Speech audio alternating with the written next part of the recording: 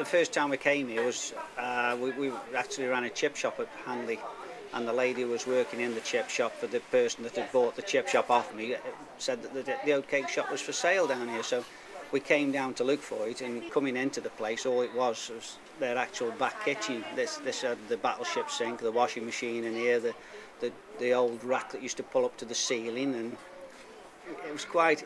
I wish in them days, I wish I'd have taken photographs of it, because the memory of it it's something I'll never see again. Like, but it was great memories to see what we've changed it to now. Like, you know, the patch of ground on the side had just been grassed over because the houses had just been taken down in the previous like 6 months. But the area itself was nice. It was very friendly.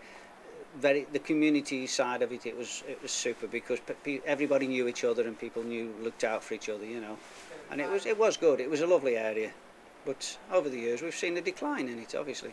Well, the factories were always helpful to us. I mean, at night time they'd knock off and come fetch their oat cakes, and dinner times we'd feed them, and even breakfast times when they were going work at 6 o'clock in the morning, they'd all call for the breakfasts. And then obviously as this time's gone on, we've missed them now. They've all gone. Until now we've got nothing. It's virtually all gone, what we came to know, you know. And even those old people that used to be on the factories, older customers, they're still coming to us now from time to time, you know.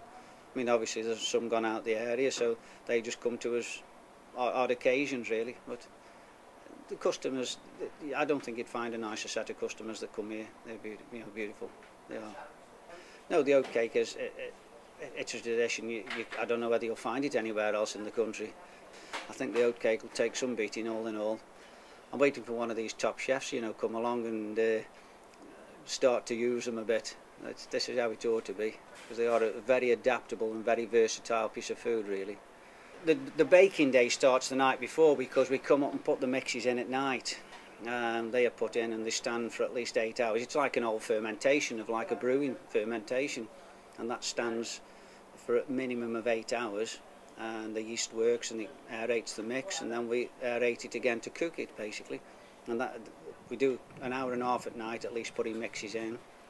Then I'm in the following morning, just turned 3, and we start cooking, and then we try to get in hand ready to open the shop at 6, and then by the time 2-3 o'clock's come, we're more or less sold out, and we've had quite an hectic day. No, the trade's still here, even though the houses and the public aren't still here as much. But the future is holding for ourselves in the oatcake shop, we don't really know, because I don't think the area is very uncertain at the moment. Certainly no certainty with Renew as to what's going to be put on the ground that they've taken the houses from. So we're just sitting in no man's land and carrying on with everyday work, really, and hoping something comes good out of it. Which it will, one day.